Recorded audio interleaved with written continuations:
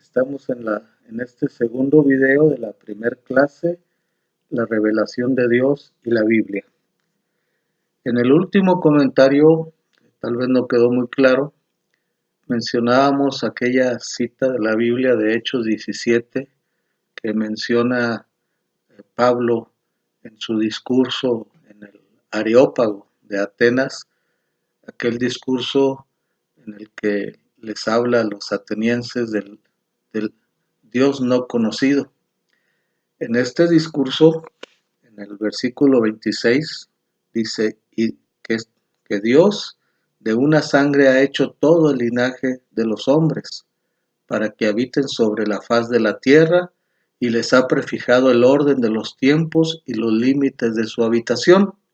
Versículo 27, para que busquen a Dios si en alguna manera palpando puedan hallarle.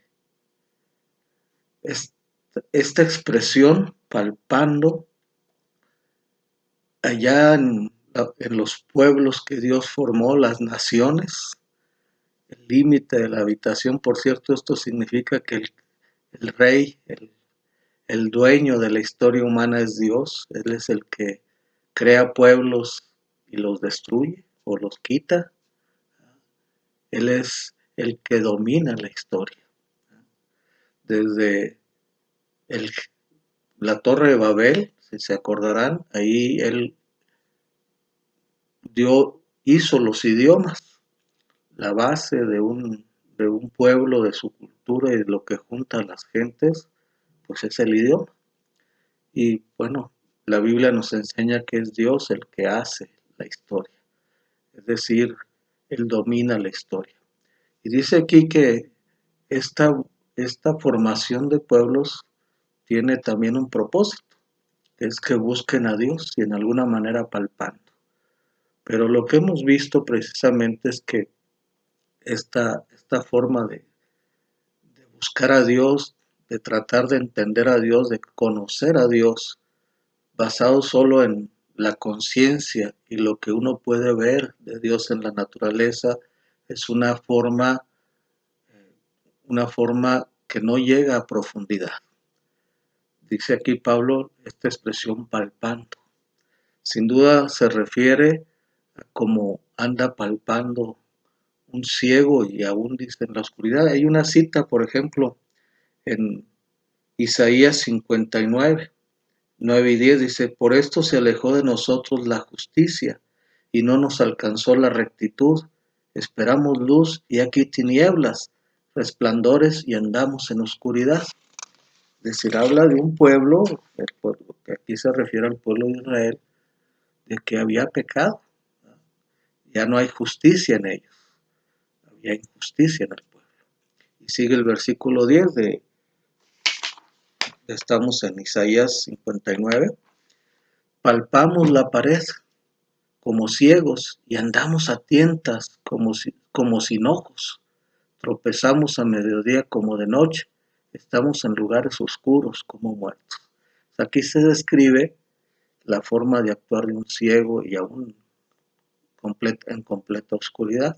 Entonces esta forma de buscar a Dios a través de la naturaleza y de la conciencia es como andar a tientas. Entonces, ¿qué es lo que sucede entonces? Por cierto, también aquí habla de un pueblo que ya estaba dañado, corrompido por la injusticia. Es decir, los seres humanos con el pecado nos hace imposible conocer a Dios porque estamos demasiado alejados de Él. En 1 Corintios 2:14 nos dice, pero el hombre natural no percibe las cosas que son del Espíritu de Dios. O sea, vemos su obra, vemos, nos ataca la conciencia, nos dice que estamos el bien y el mal. Ya hemos dicho que hemos hasta dejado la conciencia de la existencia de Dios y mucha gente ha perdido ya la idea de la eternidad, de la vida después de esta vida. Y todo es por el pecado del hombre. El hombre natural no percibe las cosas que son del Espíritu de Dios porque para él son locura y no las puede entender porque se han de discernir espiritualmente. Primero a los Corintios 2:14.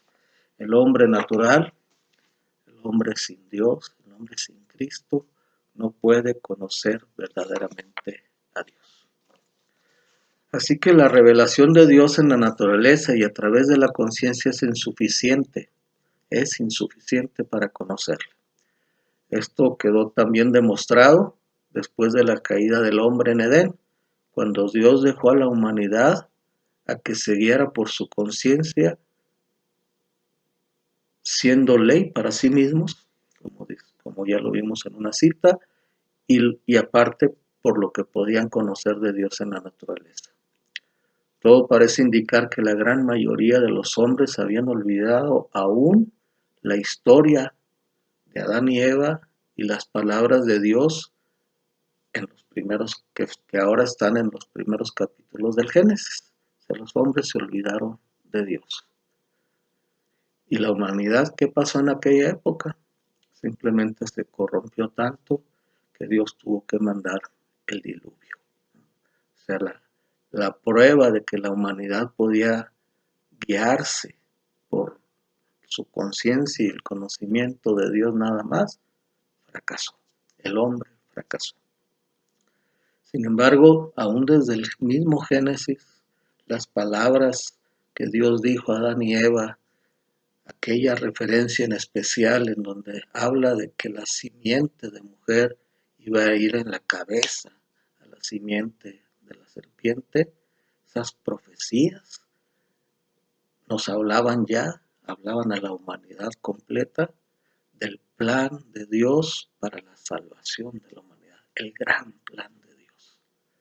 Ese plan de Dios se iba a ir siendo llevado por Dios a través de las edades. Tenía Dios un gran plan. ¿Cuál era el objetivo de Dios siempre? ¿Qué nos dice la Biblia? Y nos damos cuenta que en la Biblia se nos muestra que ese gran plan es el objetivo de la salvación, es que volviéramos la humanidad a la comunión con Él. Él mismo va dirigiendo, acomodando las cosas en la humanidad para que su gran plan se dé. Él ha prefijado el orden de los tiempos, los límites de la habitación. Ahora, ¿cómo iba Dios a llevar ese plan? A través de las edades. Tanto su plan de salvación, que incluía y era necesario un plan de revelación de sí mismo, de su voluntad y de la propia salvación, que Él había preparado desde un principio. ¿Cómo le iba a hacer? Pues simplemente algo lógico. Dios fue escogiendo hombres santos que lo habían buscado de antemano con todo el corazón y a ellos les fue revelando paulatinamente en la historia, es decir, de manera progresiva, pedacitos o pedazos de su revelación, donde Él se muestra a sí mismo y muestra su voluntad para con el hombre, muestra también su poder y muestra su amor para con nosotros y muestra precisamente su plan de salvación, ese gran plan de salvación. Además, se cuidó que estas pequeñas porciones de revelación paulatina, progresiva, de sí mismo y de su gran plan, quedaran registradas en forma escrita por hombres, como ya dije, escogidos, guiados por su Santo Espíritu, y que estos hombres santos, al escribirla, pudieran entregar su revelación a la humanidad en forma perfecta para su propósito, la salvación del hombre. Y en esta forma perfecta tendría que ser su revelación escrita sin errores. Esto se llama inerrancia. Y sin fallas en cuanto a fechas, lugares. Esto se llama infalibilidad. La palabra de Dios es infalible en cuanto a lo que detalla, lo que describe, lo que narra, lo que pone allí, las historias que están escritas en donde se va revelando también lo espiritual. Ahora, esta inerrancia y esta infalibilidad fue en los escritos originales. A través de la historia nos ha llegado la Biblia prácticamente perfecta. Sin embargo, en las copias pudo haber alguna comita, algún detallito que pudiera haber sido cambiado. Eso lo ha demostrado la arqueología. Sin embargo, estas diferencias, porque ni siquiera llegan a ser grandes errores, no ocupan ni el 1% de la Biblia y no causan problema con las doctrinas de la Biblia. Es decir, no hay un problema real de que si un escrito antiguo que sacó la arqueología hoy cambie la doctrina contra otro escrito de la antigüedad. ¿Cuál de los dos escogemos? Esas diferencias no implican cambio en la doctrina.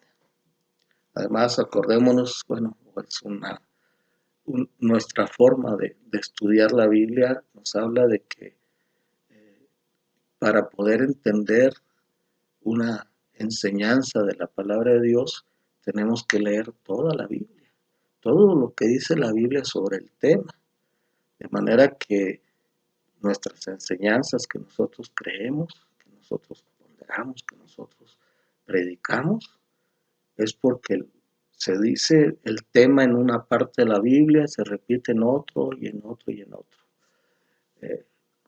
Otra forma de decirlo es que un solo versículo aislado no hace doctrina, sino que es ese tema visto a través de la Biblia, en donde se repite desde diferentes puntos de vista el mismo tema, y entonces después de analizar todo el tema en todo el contexto de la Biblia, es decir, la Biblia completa, ya podemos decir una enseñanza, una doctrina con la seguridad de esta forma de estudiar la Biblia.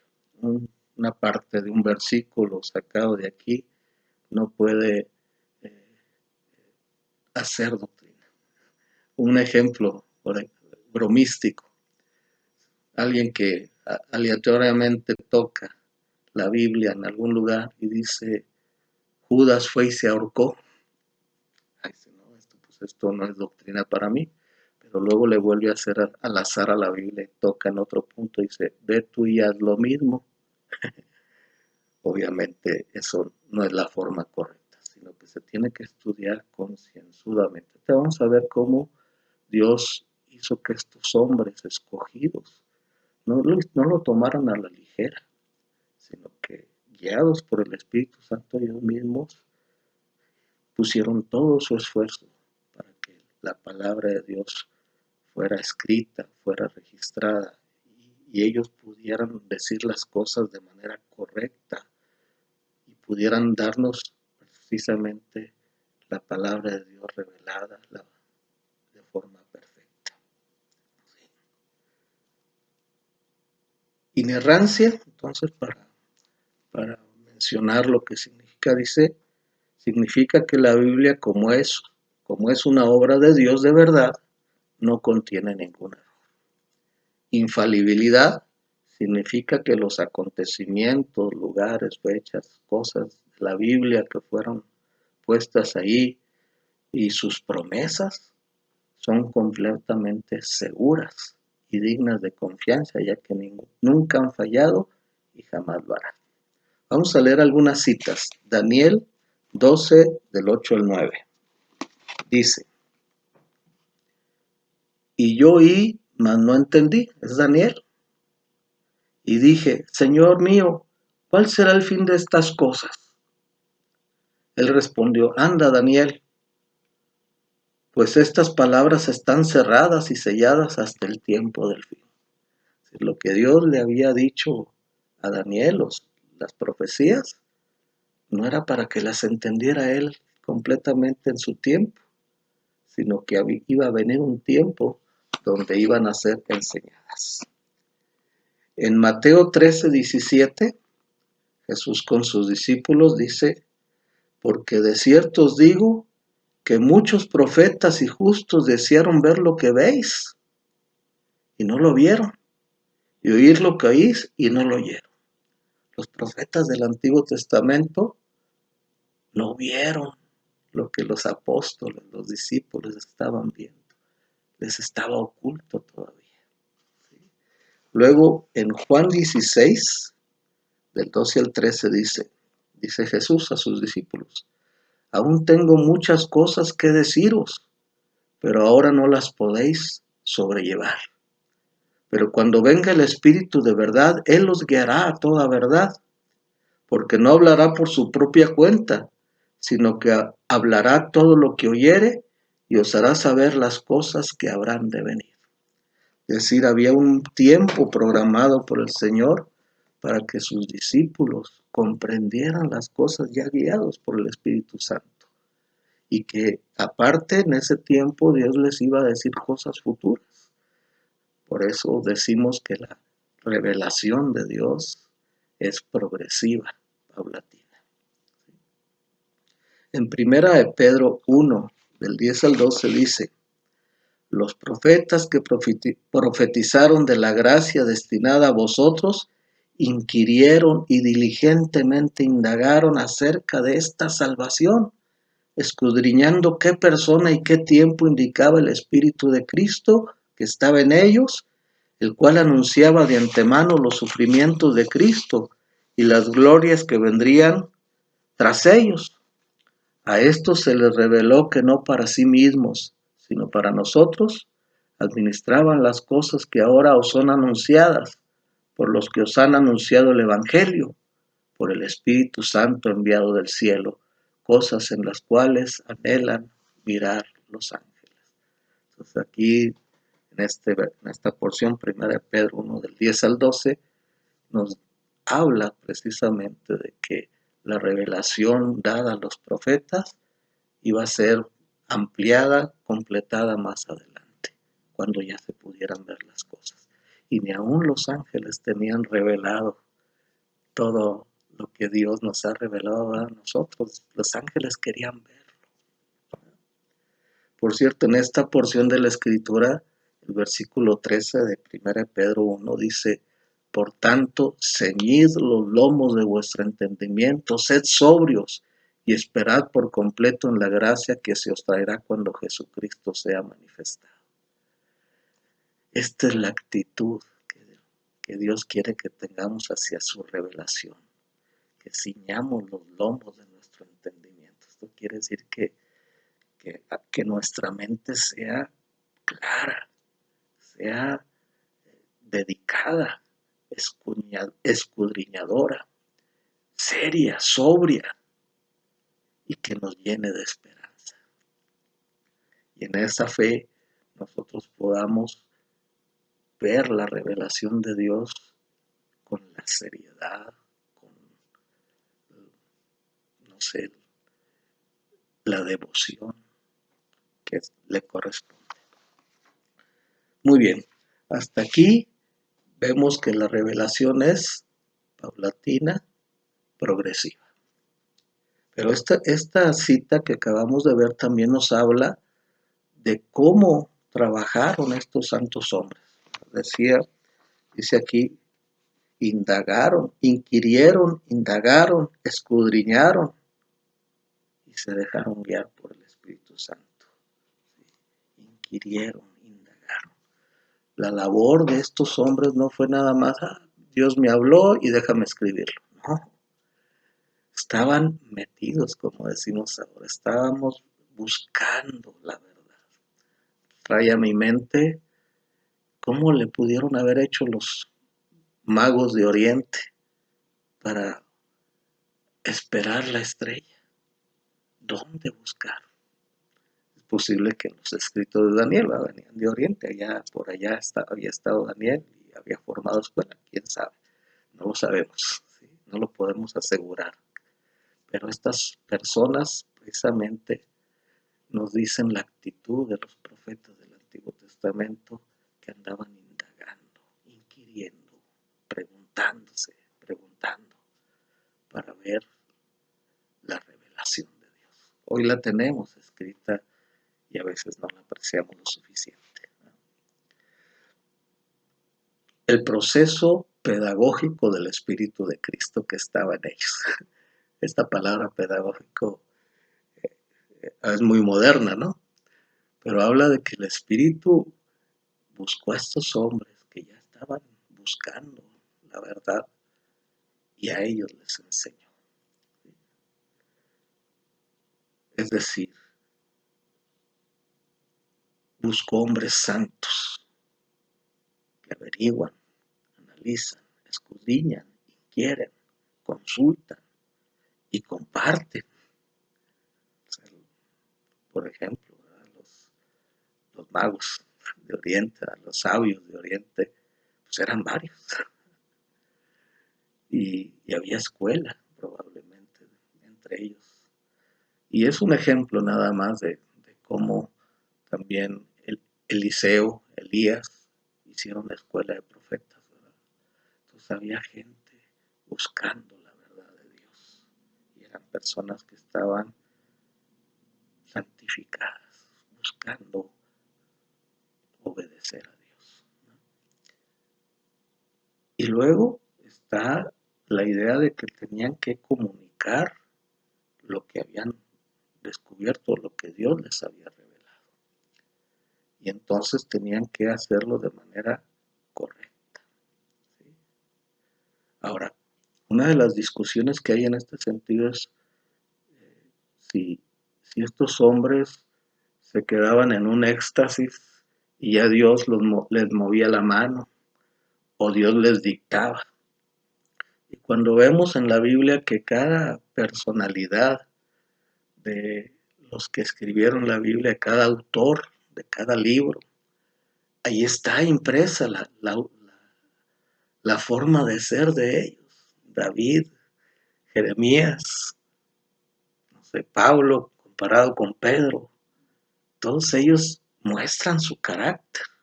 Son ellos mismos al transmitir la palabra. Y a su vez la palabra de Dios es inerrante, infalible. O sea, Dios no los, ¿cómo se puede decir?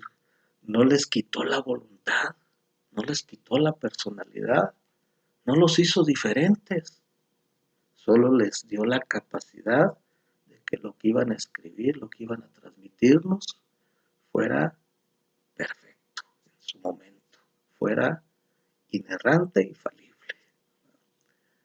Se cuidó Dios con la guía del Espíritu Santo en ellos de que su palabra fuera verdad. Ahora solo, como les digo, en los escritos originales de ellos, ¿sí? De aquí sale un punto. Dice, vamos a tomarnos una pausa y ahorita retomamos. Volvemos. En Eclesiastés 12:10 estaba hablando Salomón. Dice, procuró el predicador hallar palabras agradables y escribir rectamente palabras de verdad. Luego, ya en el Nuevo Testamento, en 1 Corintios 2, del 4 al 5, dice, y ni mi palabra ni mi predicación fue con palabras persuasivas de humana sabiduría, sino con demostración del Espíritu y de poder, para que vuestra fe no esté fundada en la sabiduría de los hombres, sino en el poder de Dios. ¿Qué nos dice con estos textos la palabra? Que estos hombres de Dios que escribieron la Biblia lo hicieron con todo cuidado, dejándose guiar por el Espíritu de Dios, para que lo escrito pudiera verdaderamente ser la palabra de Dios, el mensaje de Dios dado a nosotros con toda efectividad. objetividad, con toda certeza, con toda perfección. Muy bien, vamos a otra cita, en segunda de Pedro 1:21. Bueno, 20 y 21. Dice así: entendiendo primero esto, que ninguna profecía de la Escritura es de interpretación privada, porque nunca la profecía fue traída por voluntad humana, sino que los santos hombres de Dios hablaron siendo inspirados por el Espíritu Santo. Muy bien, esta palabra inspirados también puede traducirse llevados. Este mismo verbo es el verbo griego phero, que significa llevar, traer. En Hechos 2:2, en Pentecostés, se habla del recio viento que lleva cosas, que arrastra cosas. En Hechos 27, del 14 al 17, dice que habla de un viento huracanado que arrastraba la nave, arrastraba phero, el mismo verbo, la nave en que viajaba Pablo. Y dice que nos abandonamos a él y nos dejamos llevar, otra vez el verbo. Este adjetivo llevados, que es el mismo que en 2 de Pedro 1:21, señala claramente la poderosa iniciativa y dirección del Espíritu Santo en la labor de los escritores bíblicos. Es decir, estos santos hombres de Dios que ya buscaban a Dios de todo corazón, cuando Dios los pone a escribir, cuando ellos aceptan escribir, cuando ellos ya están en la disposición de escribir, se dejaron voluntariamente, nunca pierden su voluntad, se dejaron llevar por el Espíritu Santo. De ahí la palabra, como se traduce, fueron inspirados. La palabra inspiración viene del verbo latino inspirare, que significa respirar en o insuflar. Hay dos ideas en la palabra inspiración. Una es que Dios da su espíritu, y la otra es que la persona lo recibe, lo tiene, es insuflado dentro de. Dios lo da y la persona lo recibe. Ahora, si Dios lo da, sale de su boca, sale de Él, es su espíritu, y la persona lo recibe. Lo recibe voluntariamente, sin perder su personalidad, sin ser perdónenme la expresión, un títere de Dios, ¿verdad? Sino que está en su devoción, en su búsqueda misma de Dios, dejándose ser instrumento de Dios para escribir su palabra. El Espíritu Santo, también esta palabra de 2 de Pedro 1:21, puede decirse que el Espíritu Santo impulsa y enseña, que la labor del Espíritu Santo también es enseñar a los autores bíblicos, de tal forma que lo que escriben es qué vendría siendo si Dios dio su espíritu y ellos se dejan llevar por su espíritu. Simplemente lo que escriben es la autorizada por Dios, la palabra de Dios. ¿Sí? Y esto se convierte en la divina revelación de sí mismo. La inspiración ocurre cuando Dios garantiza el registro preciso de la revelación para que otros sean beneficiados. Inspiración es el acto mediante el cual Dios supervisa la producción de las escrituras con el fin de que se produzcan sin error en los manuscritos originales. Inspiración significa que la Biblia es exhalada por Dios, o sea que es una obra de Dios, una creación de Dios, un producto divino, sin dejar de ser también un producto humano en una interacción perfecta. Dios cuidando que el escritor humano no se equivoque, haga las cosas correctas, pero dejándolo ser él mismo, con su propio carácter, su propio estilo literario, dicen así, su propia forma de decir las cosas, su propia forma de escribir. Muy bien. En 1 Corintios 2:13 dice, lo cual también hablamos no con palabras enseñadas por sabiduría humana, sino con las que enseña el Espíritu, acomodando lo espiritual a lo espiritual, las que enseña el Espíritu.